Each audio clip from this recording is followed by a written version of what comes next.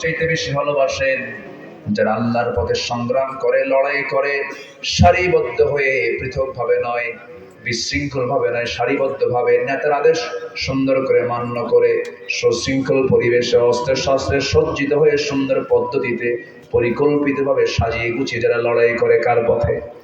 বুঝতে পারবেন না কার পথে? আল্লাহর পথে। কান্নাহুম বুনিয়ানুম মারসুস, যেন তারা সীসা ঢালা প্রাচীরের মতো। সীসা এটাও একটা ধাতু, এরপরে লোহা একটা পদার্থ। লোহাটার এক পাশে যদি তাপ লাগে, আরেক পাশে ঠান্ডা থাকে। কিন্তু সীসা যেটা, সীসার এক প্রান্তে আগুনের তাপ লাগলে পরে সেই তাপটা গোটা জায়গায় সমানভাবে তাপমান হয়ে যায়। আল্লাহ পাক মাহদুদ না বলে মারসুস বলেছেন, রাসাস উদাহরণটা দিয়েছেন। অর্থাৎ পৃথিবীর যে কোনো প্রান্তে মুসলমান একজন আক্রান্ত হবে, অন্য মুসলমান সঙ্গে সঙ্গে তার বিরুদ্ধে দাঁড়িয়ে যাবে। যেরকম সুবহানাল্লাহ। মুসলমান হবে, ভ্রাতৃত্বের বন্ধনে অটুট থাকবে, ভ্রাতৃত্বের বন্ধনে আবদ্ধ থাকবে। তারা ইস্পাত কঠিন ভ্রাতৃত্ব নিয়ে প্ল্যাটফর্ম তৈরি করে সামনে এগিয়ে যাবে, যেন তাদের ভিতরে কোনো প্রাচীর কেউ ভাঙতে না পারে। সাহাবা কেরামদের ভিতরে কি পরিমাণ ভ্রাতৃত্ব ছিল, একটু ছোট্ট কথা বলে ফেলি, একটু কান লাগায় শুনবেন। আমার নবীর ইন্তেকাল হলো, নবীজি দুনিয়া থেকে বিদায় নিলেন। প্রথম খলিফার বিদায় হয়ে গেল 2 বছর।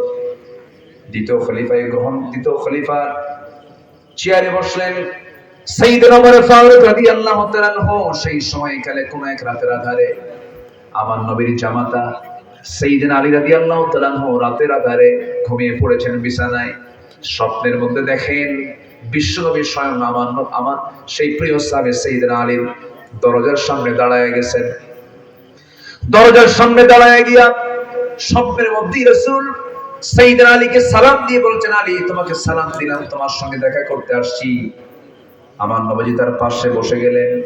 বসে যাওয়ার পরে বলছেন, আলী বহুদিন যাবত দেখা হয় না, আজকে তোমাকে দেখা করতে আসলাম। ব্যাগের ভিতর থেকে অনেকগুলো খেজুর ছিল, একটা খেজুর তুলে নিয়ে নবীজি করলেন কি, বলছেন আলী মুখটা ফাঁকা করো। মুখটা ফাঁকা করলেন, একটা খেজুর 3টা আঙ্গুলে তাকে খাওয়ায়া দিলেন। তিনি খেজুরটা মুখের মধ্যে নিয়েছেন, অর্ধেকটুকু খেয়েছেন। ঘুম তার ভেঙে গেছে। ঘুম থেকে জায়গা পেয়ে দেখেন সাইয়েদনা আলীর জিহ্বার ভিতরে তাজা খেজুরের স্বাদ ফুটে উঠেছে। নবীকে যারা স্বপ্নে দেখেন, সত্য যারা স্বপ্নে দেখেন, কারণ শয়তান সবার সূরত ধারণ করতে পারলেও আমার নবীর সূরত ধারণ করতে পারে না। স্বপ্ন তার ভেঙে গেল, ওযু বানালেন, নামাজে দাঁড়ালেন। নামাজে দাঁড়ায়া আল্লাহর শুকরিয়া আদায় করলেন।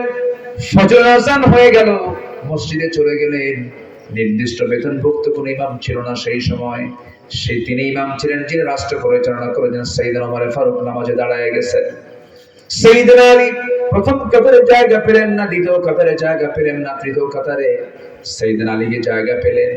নামাজ শেষ হলো। সাইয়েদনা ওমর ফারুক রাদিয়াল্লাহু তাআলা আনহু নামাজ শেষ করে তিনি দেরি করলেন না, তৎক্ষণাৎ দাঁড়ায় গেলেন। একজন মহিলার একটা খেজুর হাদিয়া ছিল, সেই হাদিয়ার খেজুরগুলো তিনি হাতের মধ্যে নিয়ে কাউকে দায়িত্ব না দিয়ে ওমর ফারুক সাহেব তিনি নিজেই করলেন কি, খেজুরগুলো বন্টন করা শুরু করলেন।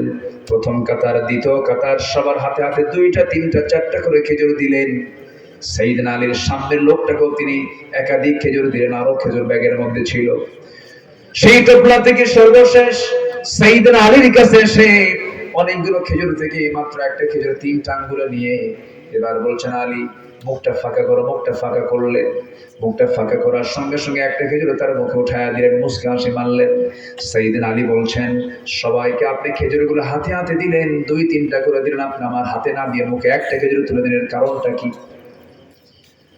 সঙ্গে সঙ্গে ওমর ফারুক হাওমাও করে কেঁদে উঠে বলছেন, ভাই আলী, গত রাতে যদি নবীজি আমার তোমাকে খেজুর খাওয়াতে নিয়ে যদি একটার বেশি 2টা খেজুর খাওয়া দিতেন, আমি ওমর তোমাকে তাই খাওয়ায়া দিতাম।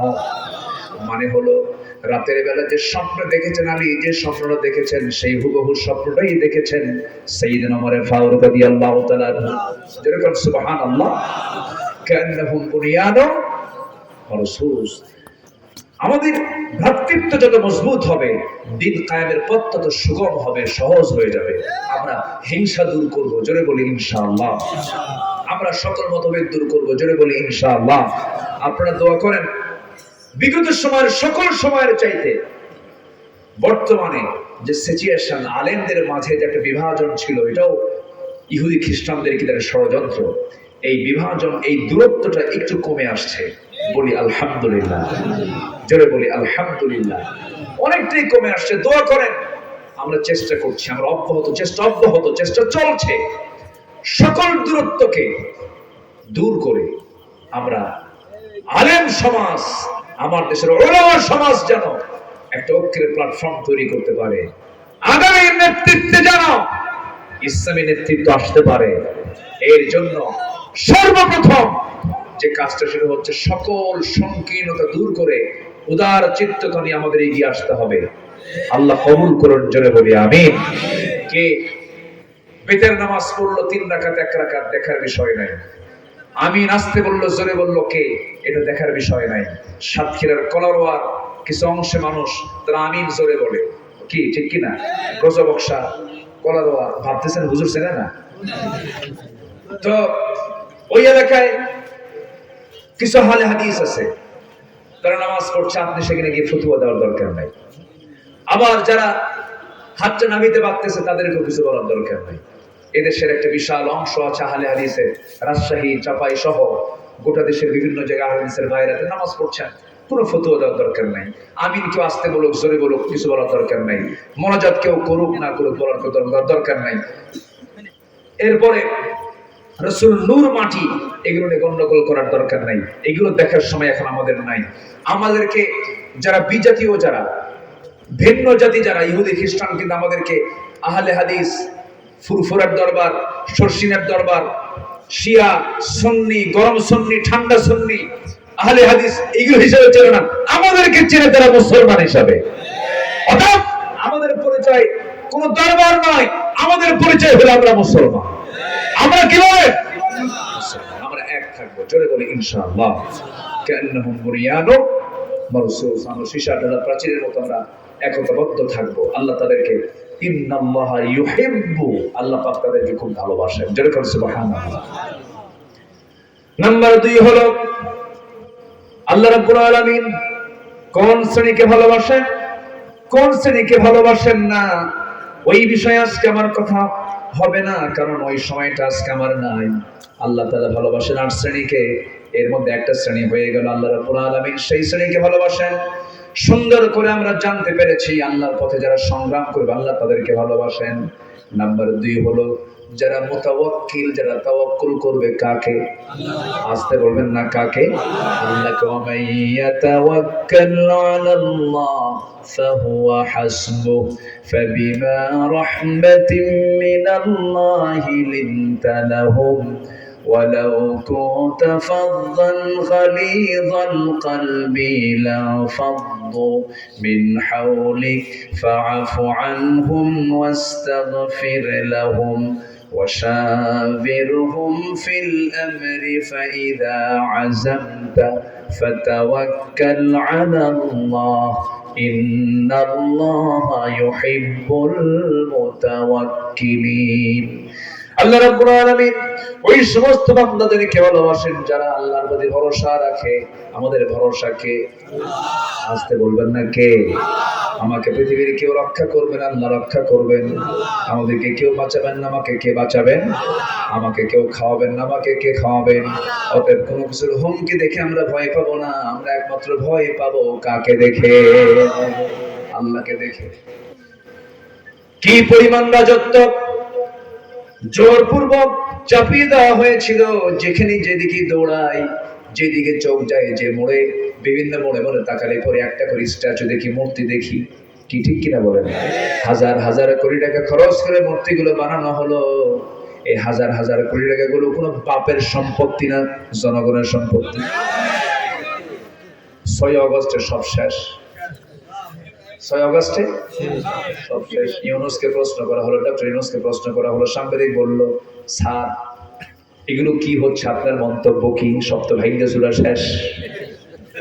ইউনূস স্যার বলে, আমারে কও কেন, যার মুক্তি ভাঙছে তার বেটিরে কও। ঠিক না?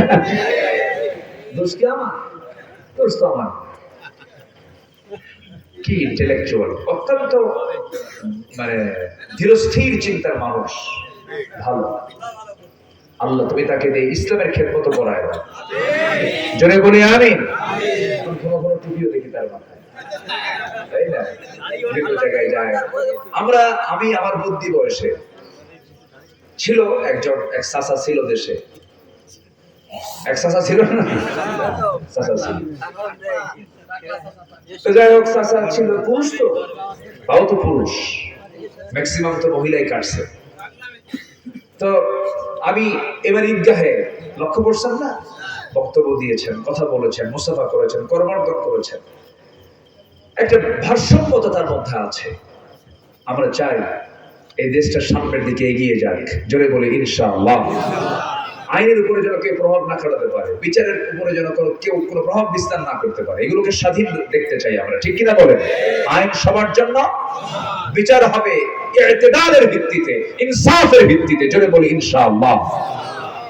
সম্মানিত ভাই, আমরা তাওয়াক্কুল করব কার উপরে? আমাকে খাওয়াবেন কে? আমাকে পড়াবেন কে? আমার নবীজি কোথাও যাচ্ছিলেন যুদ্ধের ময়দানে, একটা গাছের নিচে, বাবলা গাছের ডালে তরবারি ঝুলায় রাখলেন, ঝুলে রেখে শুয়ে পড়েছেন। এক ইহুদি চট করে তরবারি হাতে নিয়ে বলছে, মুহাম্মদ তোমারে বাঁচাবে কে? আমার রাসূল কয় আল্লাহ, সুবহানাল্লাহ বললেন। আমার রাসূল এমন চিৎকার মারলেন, ইহুদি কয় তোমারে বাঁচাবে কে? এখন আমার হাতে তরবারি তোমাকে শেষ করে, আমার আল্লাহ বাঁচাবেন। ইহুদির হাত থেকে থরথর করে তরবারি পড়ে গেছে। রাসূল চট করে তরবারি হাতে নিয়ে বলেন, তোরে বাঁচাবে কে? কালেমা পড়ে মুসলমান বানায় দাও, সুবহানাল্লাহ বললেন। ওমান ইয়াতাওয়াক্কাল আলাল্লাহ ফাহুয়া হাসবুহ, যে ব্যক্তির তাওয়াক্কুল আল্লাহর উপরে আছে তার জন্য আল্লাহই যথেষ্ট, যেরকম সুবহানাল্লাহ। যার আল্লাহ আছে তার সব আছে, যার আল্লাহ নাই কিছু নাই। যখন কেউ ভরসা করবে আল্লাহ ছাড়া কারোর উপর, তার কাছেই পাঠায় দেওয়া হবে। এখন দিল্লি দিয়ে বসে আছে, ঠিক আছে না? ভরসা কি আল্লাহ না দিল্লি? আমরা কি চাই? দিল্লি চাই না ঢাকা চাই? দিল্লি না ঢাকা? আমরা আমাদের শখে, শুনেন, বিড়ালের মাথা ভালো, বাঘের লেজ না হইয়া বিড়ালের মাথা হয়ে থাকে। কথা বোঝা গেল? কি কথা বোঝা গেল? বিশাল বাঘের লেজ, বিশাল বাঘের কি লাভ আছে? বিড়ালের, বলেন বিড়ালের কি হবো? তাও ভালো, মাথা আছে, লেজ হয়ে লাভ নেই। আল্লাহ কবুল করুন। নিজের পায়ে দাঁড়াবো আমরা, জোরে বলি ইনশাআল্লাহ। আমার দেশে কি নাই? নদী, নালা, খাল, বিল সব কিছু আছে। প্রত্যেকটা জনপদে আল্লাহ পাক সেই পরিমাণ খাদ্য রসদ রেখে দিয়েছেন যা ওই জনপদের লোকের জন্য প্রয়োজন, সব দিয়ে দিয়েছেন, যেরকম সুবহানাল্লাহ। কোনো সমস্যা নেই। একটা গাছ নাই কাতারে, একটা গাছ, কাতারে গেছিলাম, কোনো গাছই নাই, কোনো গাছ নাই। এক একটা গাছ, হঠাৎ করে দেখে একটা বিশাল বড় একটা গ্রিন সিটি, একটা গ্রিন অঞ্চল, গ্রিন জোন, এত গাছ এখানে কেমনে হলো?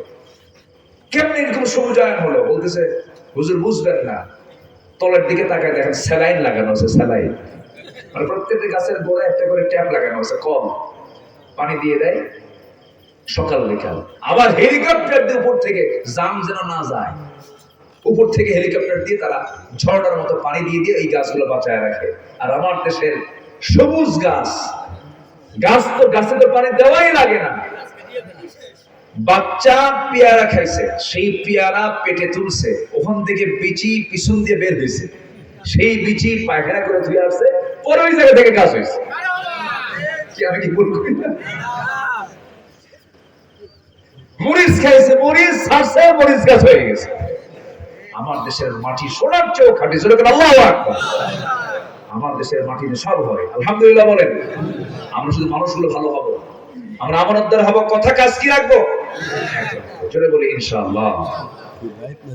আমার ভাইয়েরা, নাম্বার 4 হলো ইহসানকারী হব আমরা। আল্লাহ ইহসানকারীকে খুব ভালোবাসেন, ওয়া হাসিনু ইন্নাল্লাহা ইউহিব্বুল মুহসিনিন।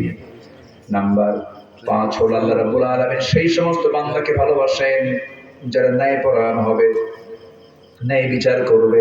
আল্লাহ 7 শ্রেণীকে আরো শাসিমের ছায় জায়গা দিবেন। এর মধ্যে একটা শ্রেণী হলো ওই সমস্ত বিচারকদের কি ইমাম ও আদিল, যারা সঠিক বিচার করতে পেরেছে, আল্লাহ রাব্বুল আলামিন সুন্দর করে বলছেন ইন্নাল্লাহা ইউহিব্বুল মুকসিতিন। নাম্বার 5 ও নাম্বার 6 হলো আল্লাহ রাব্বুল আলামিন ওই সমস্ত বান্দাগুলোকে ভালোবাসেন যারা কাউকে না ভয় করে আল্লাহকে ভয় করবে। আল্লাহ রাব্বুল আলামিন বলেন ফাস্তাকিমু লাহুম ইন্নাল্লাহা ইউহিব্বুল মুত্তাকিন। নাম্বার 7 হলো যারা সবরকারী, যারা ধৈর্যশীল, তাদেরকে আল্লাহ রাব্বুল আলামিন ভালোবাসেন। ওয়ামাস্তাকানু ওয়াল্লাহু ইউহিব্বুস সাবিরিন। জোরে বলুন আল্লাহু আকবার। এই যে 7 চলে গেল, নাম্বার 8 এবং নাম্বার 9 দুটোকে একসঙ্গে করলে পরে 8 হয়ে যায়।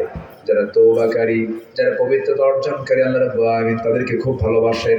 তওবা আছে যার, ক্ষমা আছে তার, পবিত্রতা আছে যার, ইবাদত কবুল হবে তার। তওবা পবিত্রতা অর্জনকারী মানে হলো আল্লাহ রাব্বুল আলামিন। আল্লাহ রাব্বুল আলামিন এই আয়াতটা নাযিল করেছেন। এই আয়াতের আখির কথা মেয়েদেরকে নিয়ে আল্লাহ রাব্বুল আলামিন বলেছেন, মেয়েদের একটা রোগ হয়, মেয়েদের যৌবন বয়সে মাসে 3 থেকে 10 দিন পর্যন্ত নামাজ আছে না নামাজ নাই? আছে না নাই? নামাজ না আমাদের আছে, আছে আমাদের আছে। আমরা কি পিছে আছি না এগিয়ে আছি? আর মেয়েরা পিছে আছে।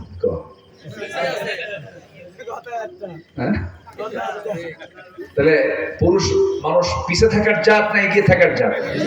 সবের দিক থেকে মেয়েরা কি এগিয়ে না পিছিয়ে? আর ছেলেরা ওরা মাসে 10 দিন মিস, আমাদের কোনো মিস নাই।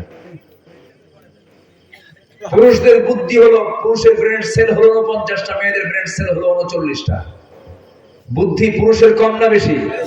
এই 10 বছর 16 বছর চালাইছে, বেশি বুদ্ধি না কম বুদ্ধি?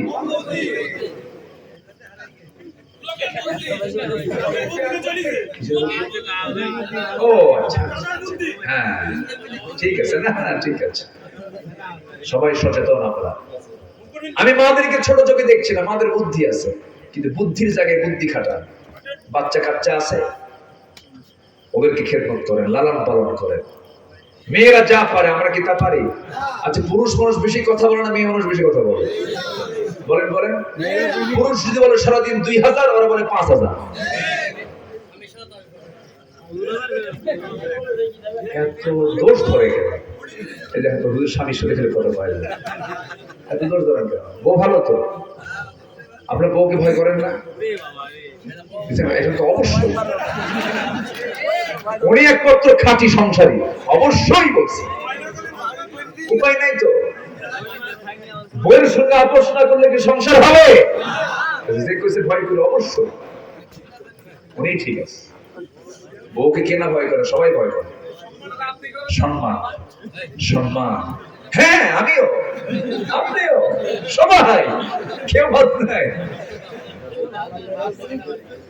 জি হ্যাঁ, স্বামী যদি বউকে না ভয় করে সংসারে হবে না।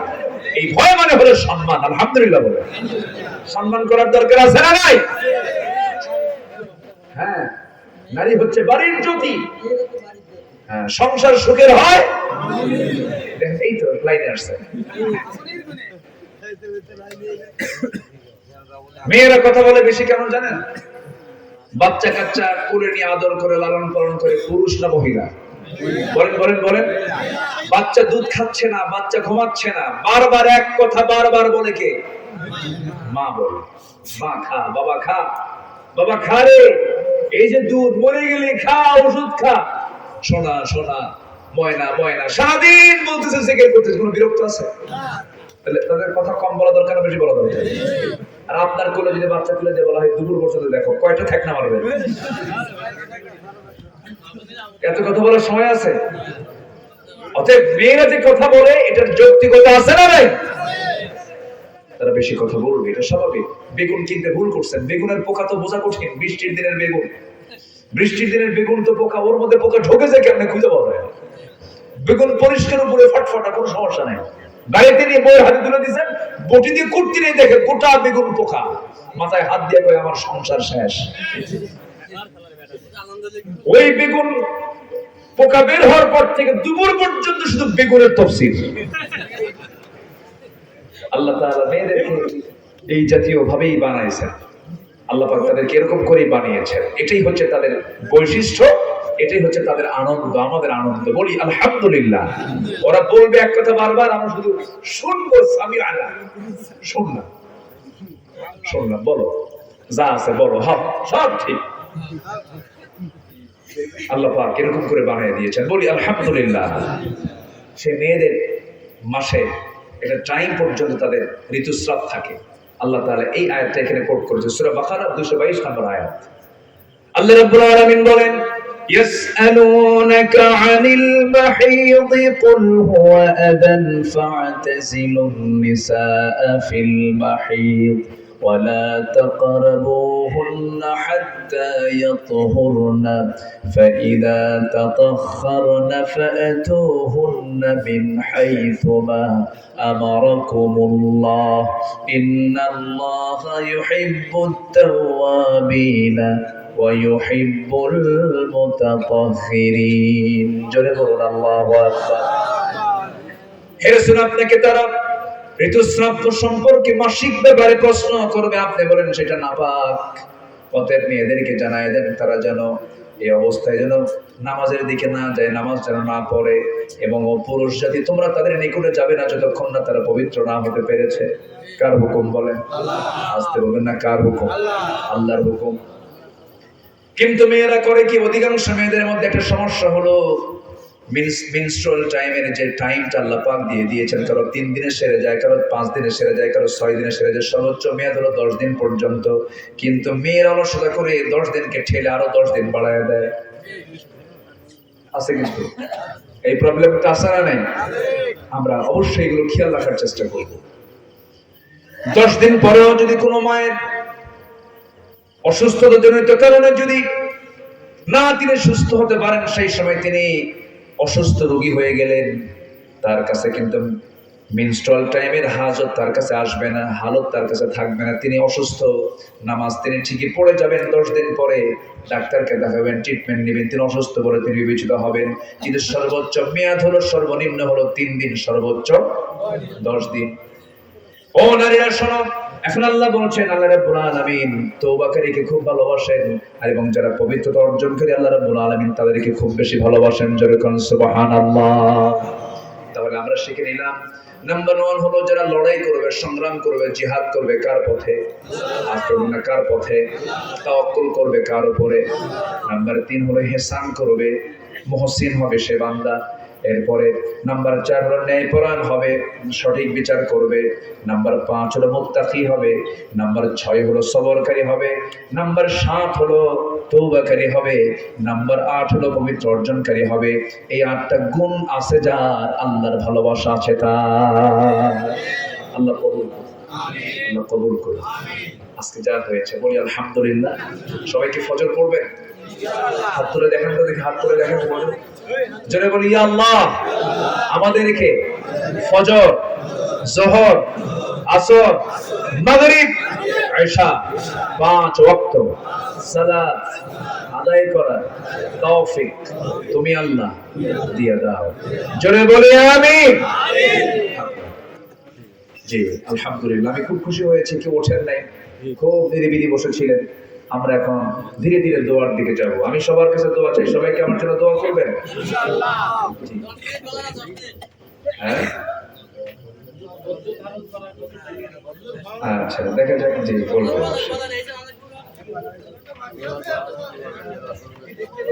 কথা বলবেন? জি